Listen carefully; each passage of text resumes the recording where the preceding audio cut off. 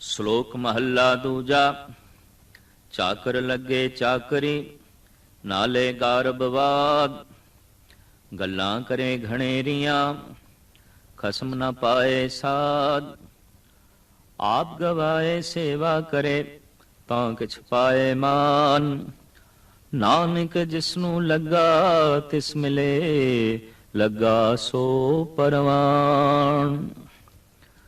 गुरु अंगद देव जी महाराज दे उच्चारण कीते होए ये 4 श्लोक जो 22ਵੀਂ पौड़ी दे नाल संबंधित ने, इन्हां 4 श्लोकां दे साहिब श्री गुरु अंगद देव जी महाराज बड़ी अध्यात्मक चर्चा छेड़ते हैं। बहुत बुनियादी गल्लां साडे सामने रखते हैं। प्रथम चाकर लगे चाकरी नाले गारबवाद। चाकरी की ते अहंकार की, ये दोवें गल्लां कट्ठियां नहीं रह सकदियां। अहंकारी चाकर नहीं हो सकता और जो चाकर है वो अहंकारी हो ही नहीं सकता। ये दोवें आपस दे विच विरोधी ने। साहिब कहंदे ने अगर कोई चाकरी करे, चाहे वो चाकरी परमात्मा दी करे, गुरु दी करे या किसी संसारिक तल ते करे, पर नाले गारबवाद वाद गल्लां ओ करे जिहदे च अहंकार दी बू होवे, मैं दी बू होवे, तो जो मैं दी बू है वो चाकरी नहीं कर सकता, सेवा भाव कर नहीं सकेगा। सेवा का तो मतलब है मैं मिट गया। दरअसल मनुख का मूल औगण ही है मैं। जितना मनुख का मैं वड्डा हो जाता है, अहंकार वड्डा हो जाता है, तो गुरु अंगद देव जी महाराज का फरमान चाकर लग गए चाकरी नाले गारबवाद, गल्लां करे घनेरियां खसम ना पावे साध। बहुत सारी जड़ी चर्चा छेड़े उस दे अहंकार दी ही बू होवे। किसे बोल दे विनम्रता नहीं, किसे बोल सारियां ही गल्लां अहंकार नाल भरियां होईयां। सारे बोलां दे बदबो अपने पन दी, अपने आप नूं वड्डा जाहिर करना, अपनियां वडियाइयां दा बयान करना, जिन्हां वडियाइयां दा वो दूर नाल भी रिश्ता नहीं रखता, उन्हां वडियाइयां दा जिक्र करना। साहिब कहंदे ने ये चाकर दे गुण नहीं। इस तरह चाकर चाकरी दे सफलता नहीं प्राप्त कर सकेगा। चाकर दे मतलब है मालिक दी खुशी लेना, ते मालिक दी खुशी उदों मिल सकती है जद बोलां दे अहंकार दी बू ना होवे। किस तरह चाकरी करे? अपनी अपणंत गवा देवे, अपना मैं भाव गवा दे, ते फिर सेवा दे लगे मैं भी कुछ हाँ, इस होंद नूं सामने रखे ना, इस तरह की अपणंत सामने प्रगट ही ना करे। देखने दे आया है कि जिन्हां ने जीवन दे बुलंदियां नूं छोया, उन्हां ने छोया जिन्हां नूं मैं नूं एक पासे सुट दिता। गुरु अंगद देव जी महाराज जो कुछ ये कह रहे ने, ये दरअसल देखा जाए तो उन्हां दी अपनी जिंदगी दीयां घटनावां ने। करतारपुर दी गल है। बहुत सारा इकट्ठ उस दिन सी। गुरु नानक देव जी महाराज दे दर्शनां नूं चारों पासे तो संगतां उमड़ियां। अंदाजे तो वध संगत वेख के गुरु नानक देव जी महाराज ने अपने वड्डे साहिबजादे बाबा श्री चंद नूं अपने कोल बुलाया। आख्या बेटा संगत बहुत आई है। हाँ गुरुदेव पिता, संगत बहुत आई है। साडा मन इस संगत ते बहुत खुश है। महाराज खुशी की गल है कि संगत नूं वेख के आप नूं खुशी हो रही है। श्री चंद फिर जिस ते खुशी होवे उसनूं कुछ देण नूं जी करदा है। हाँ महाराज ऐसा सिद्धांत है। सारी संगत नूं मिठाई छकानी है, मिठाई दा लंगर, मिष्टान प्रसाद। श्री चंद कहने लगा महाराज लंगर ते जो कुछ बनिया होवे वही छकाना पेगा, और इतनी सारी संगत इतनी मिठाई कित्थों आवे? अचनचेत बनांदियां भी वक्त लगेगा। महाराज ये तो मुश्किल है।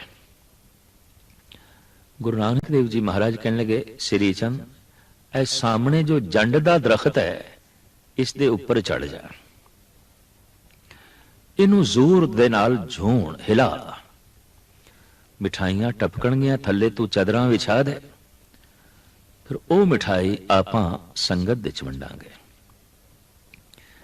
श्री चंद कहने लगा, गुरुदेव पिता, आप दी उम्र वडेरी हो गई है, अनहोणियां गल्लां करन लग पियो। दरख्तां तो मिठाई और दरख्त भी जंड दा, जिन्नू कोई चंगा फुल भी नहीं लगदा, आप कहंदे हो मिठाई। एक पासे हो गया। साहिब श्री गुरु नानक देव जी महाराज ने अपने दूजे साहिबजादे बाबा लक्ष्मी दास नूं बुलाया, बेटे तू इस दरख्त ते चढ़ जा और हिला झूण, मिठाइयां संगत दे च वंडणियां ने। हाथ जोड़ के लक्ष्मी दास भी कहने लगे, गुरुदेव पिता, दरख्तां तो मिठाई और दरख्त भी जंड दा, जिन्हों कोई माड़ा मोटा चजदा फल भी नहीं लगता। वड्डे बिराता ठीक कहते ने, आप दी उम्र वडेरी हो गई है, अनहोणियां गल्लां करन लग पे हो। साहिब श्री गुरु नानक देव जी महाराज ने सेवा दी मूर्ति, निर्माणता दी मूर्ति भाई लहणे नूं, जो संगत दे च सब तो अखीर बैठा सी, आवाज मारी, इशारा कीता, भजिया होया आया, कदमां ते मत्था टेकिया, हुक्म बहुत संगत आई है, लैना जी इस दरख्त ते चढ़ जाओ, इनू जोर दा झूणो, आपां मिठाइयां वंडणियां ने संगत दे च। हुक्म मन के जद दरख्त ते चढ़न लगे, श्री चंद ने रोकिया, आखिया, लैना जी दरख्तां तो मिठाई, अनहोनी गल है, जगत की आखेगा। पर लैना जी चढ़ते गए, श्री चंद रोकते ने, दरख्तां तो मिठाई नहीं टपकती। तो लैना जी कहते ने, मिठाई टपके भावें ना टपके, इस नाल साडा कोई मतलब नहीं, असी ते गुरुदेव दा हुक्म मनना है, बस हुक्म मन के खुशी लेनी है, बचन मन के खुशी लेनी है। गुरु अंगद देव जी महाराज वाकई गुरु नानक दी खुशी ले सके, गुरु नानक दी प्रसन्नता दे पात्र बन सके, और ये उन्हां दा श्लोक जो है उन्हां दे किरदार नूं ही सामने उजागर करदा है कि चाकर लगे चाकरी नाले गारबवाद।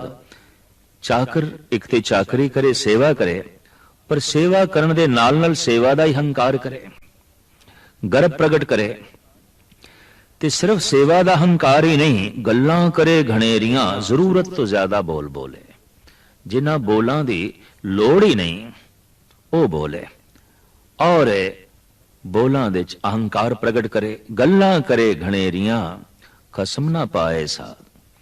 ये मालिक दी खुशी नहीं ले सकेगा, ये मालिक दी प्रसन्नता नहीं ले सकेगा। पर किस तरह लवे, आप गवाए सेवा करे तां किछ पाए मान। अपने आप नूं गवा के अपने अहंकार नूं गवा के सेवा दे च लीन होवे, तां किथे जाके अध्यात्मक मान प्राप्त करेगा, अध्यात्मक रस प्राप्त करेगा। नानक जिसनू लगा तिस मिले, लगा सो परवान। जिस दी सेवा दे च ए लगया है, बस उस दी सेवा दे च ही लग जाए, परवान हो जाएगा, कबूल हो जाएगा। वही परवान है जो जिस दी सेवा दे च लगा है, बस एक लीन एक अवस्था बना के सेवा कर रहे है।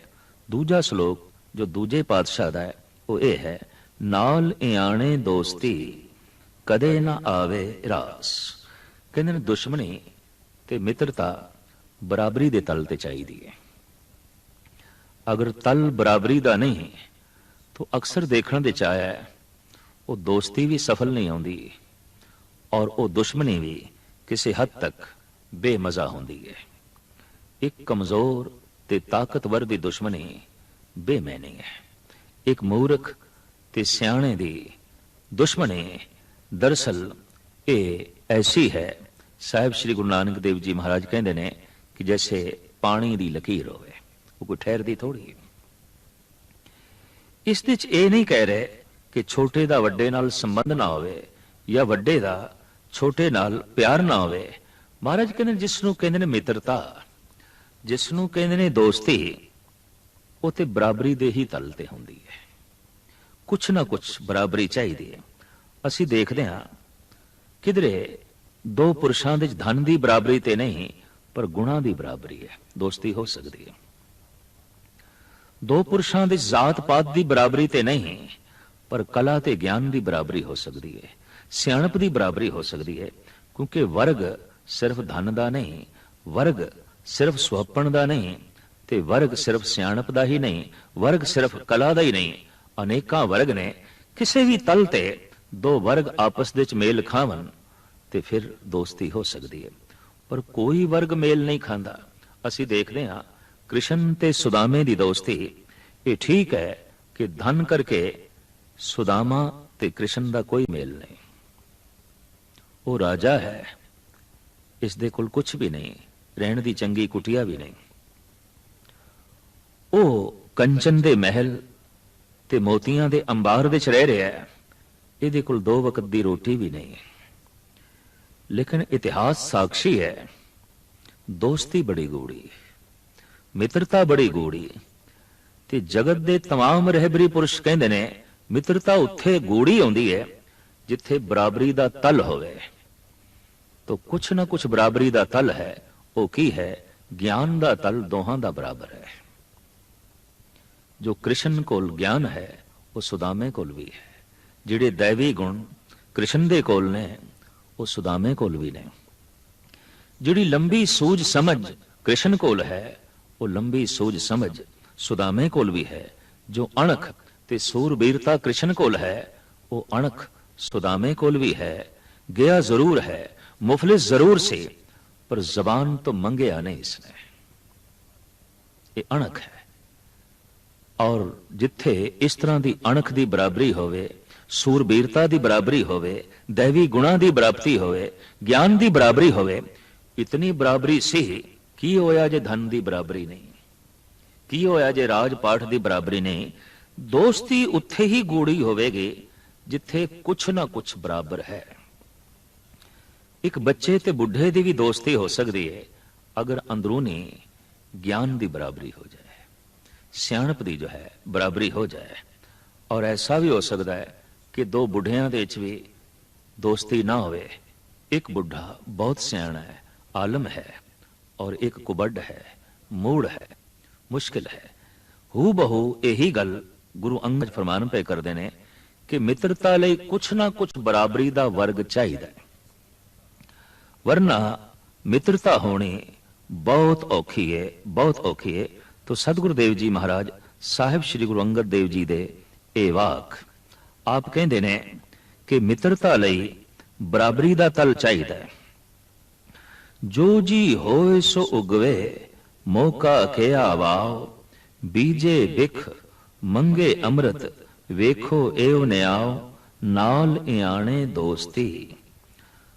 वड्डा रोसो न्यो, पानी अंदर लेक जाऊं, तिसदा थाव न थ्यो।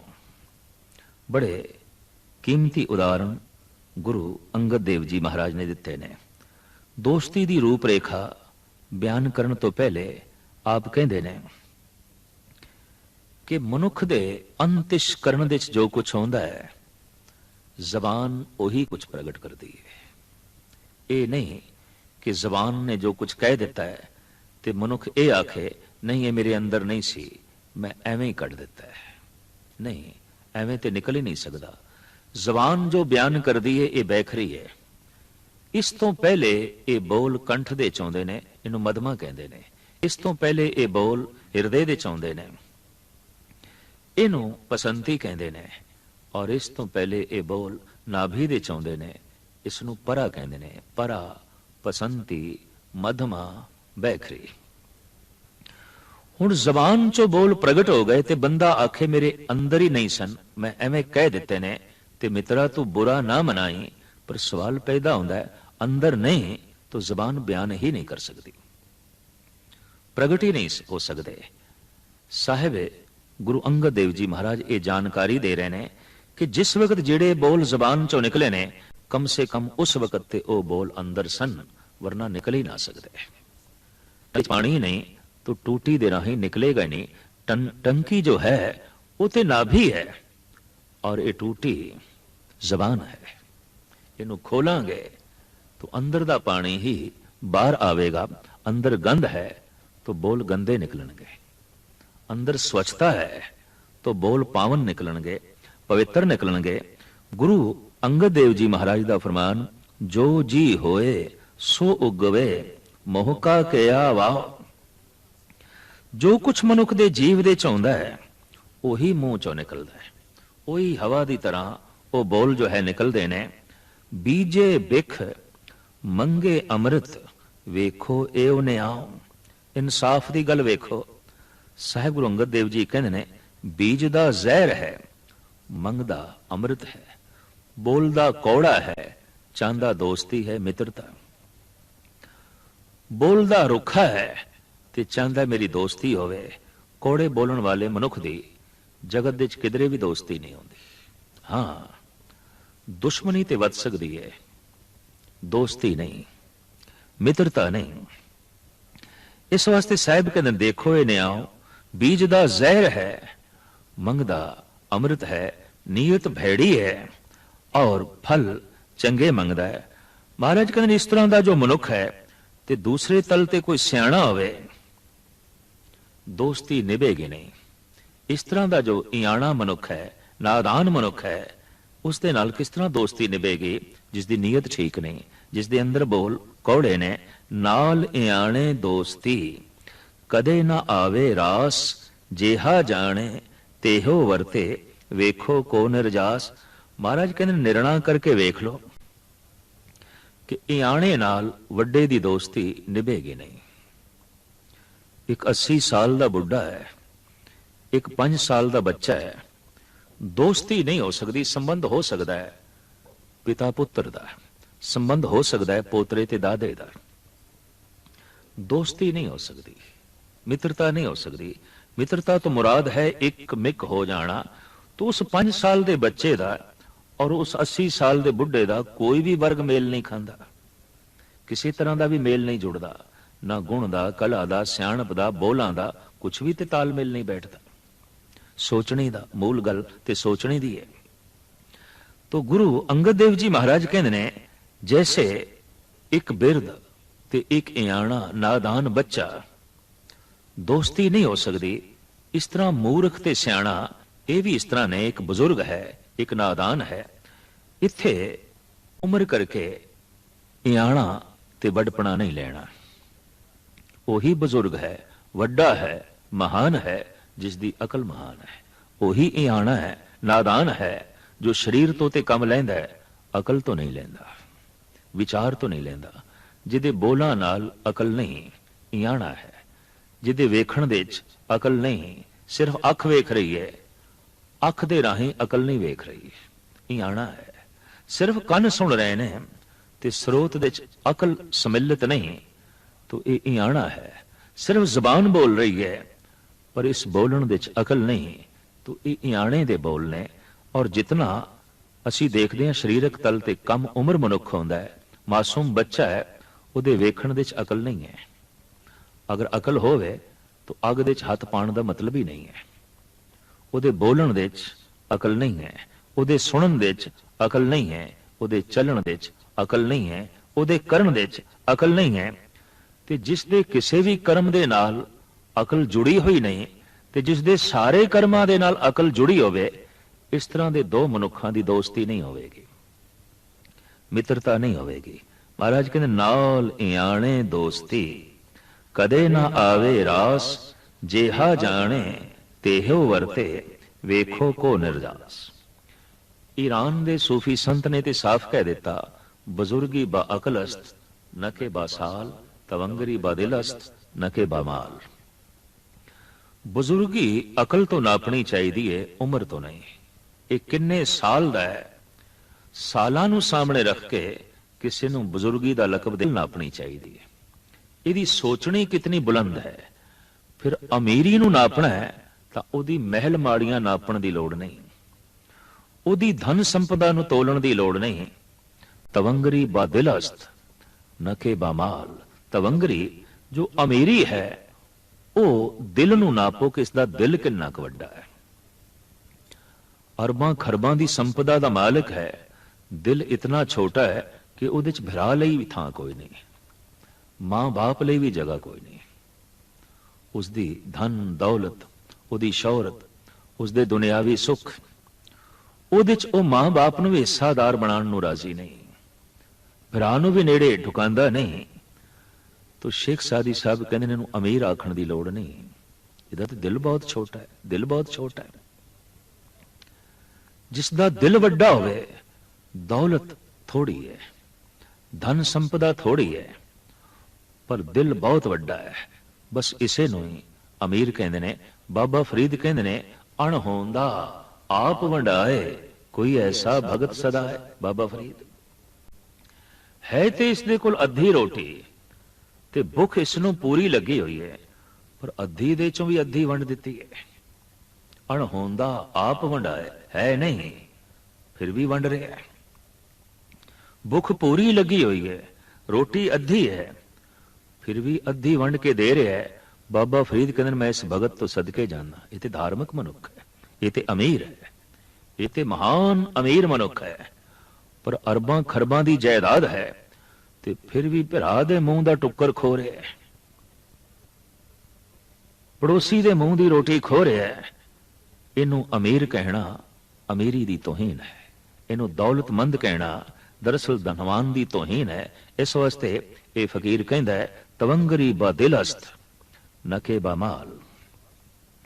ਮਾਲ ਅਸਬਾਬ ਤੋਂ ਅਮੀਰੀ ਨਹੀਂ, ਦਿਲ ਤੋਂ ਹੈ ਕਿ ਇਸ ਦਾ ਦਿਲ ਕਿੰਨਾ ਕੁ ਵੱਡਾ ਹੈ। तो साहिब गुरु अंगद देव जी महाराज का जो है फरमान, बुजुर्गी जिहड़ी है वो अकल दो है। दो अकलमंद मनुखां दे विच दोस्ती हो सकती है, मूर्ख ते अकलमंद दी दोस्ती बहुत लंबी नहीं चल सकती। नाल इयाणे दोस्ती कदे ना आवे रास, जेहा जाने तेहो वरते वेखो को नरजास। फिर गुरु अंगद देव जी एक होर उदाहरण देंदे ने, वस्तु अंदर वस्त समावे दूजी होवे पास। एक भांडे दे जो वस्तु पई हुई है ते उस दे विपरीत कोई दूसरी वस्तु असी पाना चाहते हैं तो ताही पै सकेगी, पहले पई हुई कढ़ देईए।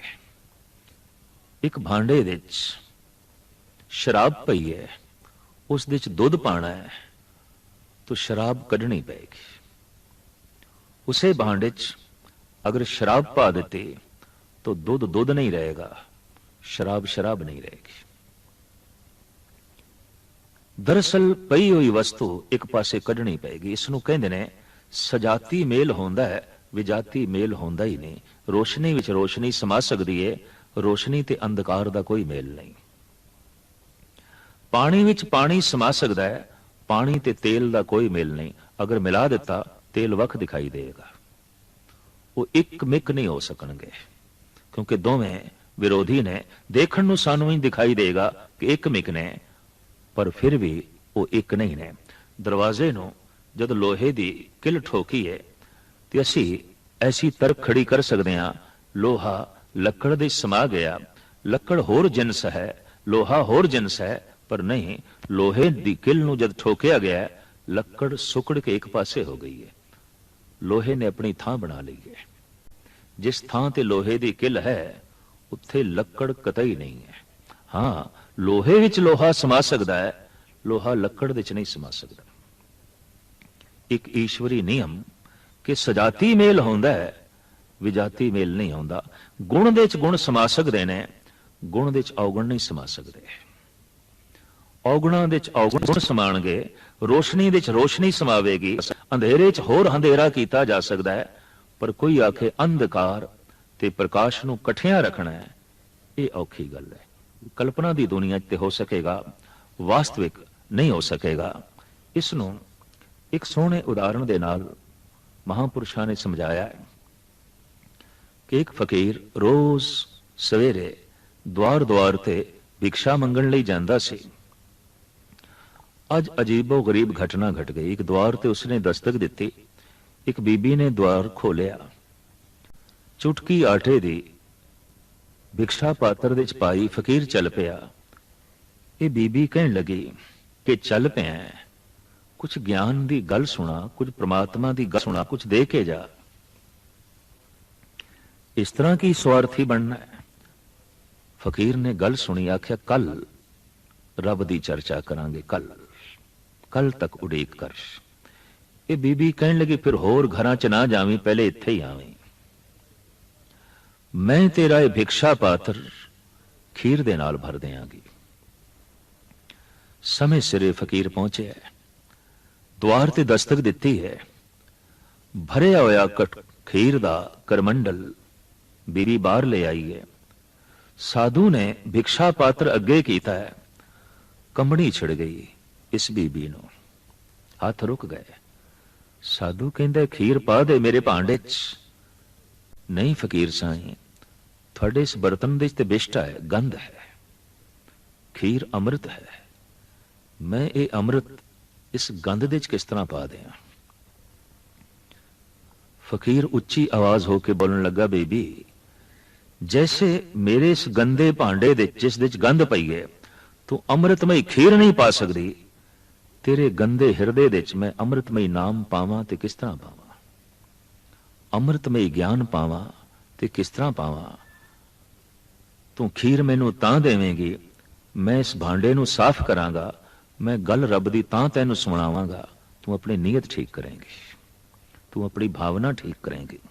ਵਸਤੂ ਅੰਦਰ ਵਸਤ ਸਮਾਵੇ, ਦੂਜੀ ਹੋਵੇ ਪਾਸ। ਦੂਜੀ ਵਿਪਰੀਤ ਚੀਜ਼ ਇੱਕ ਪਾਸੇ ਕਰੀਏ ਤਾਂ ਹੀ ਵਸਤੂ ਉਸ ਦੇ ਸਮਾ ਸਕਦੀ ਹੈ। ਝੂਠ ਨੂੰ ਇੱਕ ਪਾਸੇ ਕਰੀਏ ਤਾਂ ਹੀ ਸੱਚ ਸਮਾ ਸਕੇਗਾ। ਇਸੇ ਤਰੀਕੇ ਨਾਲ ਦੁਰਾਚਾਰ ਨੂੰ ਇੱਕ ਪਾਸੇ ਕਰੀਏ ਤਾਂ ਹੀ ਸਦਾਚਾਰ ਸਮਾ ਸਕੇਗਾ। ਤੇ ਕੋਈ ਆਖੇ ਦੋਹਾਂ ਨੂੰ ਇਕੱਠਾ ਰੱਖਣਾ ਹੈ, ਇਹ ਦੋਵੇਂ ਵਿਪਰੀਤ ਨੇ, ਇੱਕ ਥਾਂ ਤੇ ਨਹੀਂ ਰਹਿਣਗੇ। ਵਿਨਿਮਰਤਾ ਤੇ ਅਹੰਕਾਰ ਯਕਜਾ ਨਹੀਂ ਰਹਿ ਸਕਦਾ। ਲੋਭ ਤੇ ਸੰਤੋਸ਼ ਇੱਕ ਥਾਂ ਤੇ ਨਹੀਂ ਰਹਿ ਸਕਦੇ। ਔਰ ਇਸੇ ਤਰੀਕੇ ਨਾਲ ਕ੍ਰੋਧ ਤੇ ਵੀਰ ਰਸ ਇੱਕ ਭਾਂਡੇ 'ਚ ਨਹੀਂ ਰਹਿ ਸਕਦੇ। ਇੱਕ ਨੂੰ ਤੇ ਰੁਖਸਤ ਕਰਨਾ ਹੀ ਪਏਗਾ, ਕਿਉਂਕਿ ਦੋਵੇਂ ਵਿਪਰੀਤ ਨੇ। ਹੂ ਬਹੂ ਇਹੀ ਗੱਲ ਗੁਰੂ ਅੰਗਦ ਦੇਵ ਜੀ ਮਹਾਰਾਜ ਇਸ ਵਾਕ ਦੇ ਵਿੱਚ ਕਹਿ ਰਹੇ ਨੇ, ਵਸਤੂ ਅੰਦਰ ਵਸਤ ਸਮਾਵੇ, ਦੂਜੀ ਹੋਵੇ ਪਾਸ। ਸਾਹਿਬ ਸੇਤੀ ਹੁਕਮ ਨਾ ਚੱਲੇ, ਕਹੀ ਬਣੇ ਅਰਦਾਸ। ਉਹ ਜੋ ਹੁਕਮੀ ਪ੍ਰਮਾਤਮਾ ਦਾ ਜੋ ਹੁਕਮ ਚੱਲਦਾ ਹੈ, ਉਸ ਹੁਕਮੀ ਦੇ ਹੁਕਮ ਦੇ ਅੱਗੋਂ ਤੇਰਾ ਹੁਕਮ ਨਹੀਂ ਚੱਲ ਸਕਦਾ। ਹੁਕਮ ਦੇ 'ਚ ਹੁਕਮ ਨਹੀਂ ਸਮਾਵੇਗਾ। ਜੇ ਤੂੰ ਦੋ ਹੁਕਮ ਨੂੰ ਇਕੱਠਾ ਕਰਨਾ ਚਾਹੇ ਇੱਕ ਥਾਂ ਤੇ, ਮੁਸ਼ਕਿਲ ਹੈ। ਹੁਕਮੀ ਦਾ ਹੀ ਹੁਕਮ ਚੱਲੇਗਾ, ਤੇਰੀ ਅਰਦਾਸ ਚੱਲ ਸਕਦੀ ਹੈ, ਤੇਰਾ ਹੁਕਮ ਨਹੀਂ ਚੱਲ ਸਕਦਾ। ਤੇਰੀ ਪ੍ਰਾਰਥਨਾ ਚੱਲ ਸਕਦੀ ਹੈ, ਤੇਰਾ ਹੁਕਮ ਨਹੀਂ ਚੱਲ ਸਕਦਾ। ਇਸ ਵਾਸਤੇ ਸਾਹਿਬ ਕਹਿੰਦੇ ਨੇ ਕਿ ਸਾਹਿਬ ਸੇਤੀ ਹੁਕਮ ਨਾ ਚੱਲੇ, ਕਹੀ ਬਣੇ ਅਰਦਾਸ। ਅਰਦਾਸ ਹੀ ਕਹਿਣਾ ਬਣਦੀ ਹੈ। ਤੈਨੂੰ ਅਰਦਾਸ ਹੀ ਜੋ ਹੈ ਕਰਨੀ ਚਾਹੀਦੀ ਹੈ। ਫਿਰ ਆਖਿਰ ਦੇ ਵਿੱਚ ਸਤਿਗੁਰੂ ਕਹਿੰਦੇ ਨੇ, ਕੂੜ ਕਮਾਣੇ ਕੂੜੋ ਹੋਵੇ, ਨਾਨਕ ਸਿਫਤ ਵਿਗਾਸ। ਜੋ ਕੂੜ ਦੀ ਕਮਾਈ ਕਰਦਾ ਹੈ ਭਾਵ ਜੀਵਨ ਦੇ ਪੱਖ ਪੱਖ ਦੇ ਵਿੱਚ ਝੂਠ ਹੀ ਝੂਠ ਹੈ, ਆਖਿਰ ਝੂਠਾ ਹੋ ਜਾਂਦਾ ਹੈ, ਖੁਆਰ ਹੋ ਜਾਂਦਾ ਹੈ। ਨਾਨਕ ਸਿਫਤ ਵਿਗਾਸ। ਤੇ ਜੋ ਪ੍ਰਮਾਤਮਾ ਦੀ ਸਿਫਤ ਤੋਂ ਸਲਾਹ ਕਰਦਾ ਹੈ, ਉਸ ਦੇ ਕੋਲ ਖੇੜਾ ਹੁੰਦਾ ਹੈ, ਉਸ ਕੋਲ ਖੁਸ਼ੀ ਆਉਂਦੀ ਹੈ, ਉਸ ਦੇ ਕੋਲ ਆਨੰਦ ਹੁੰਦਾ ਹੈ, ਔਰ ਉਸ ਦੇ ਕੋਲ ਪ੍ਰਫੁੱਲਤਾ ਹੁੰਦੀ ਹੈ।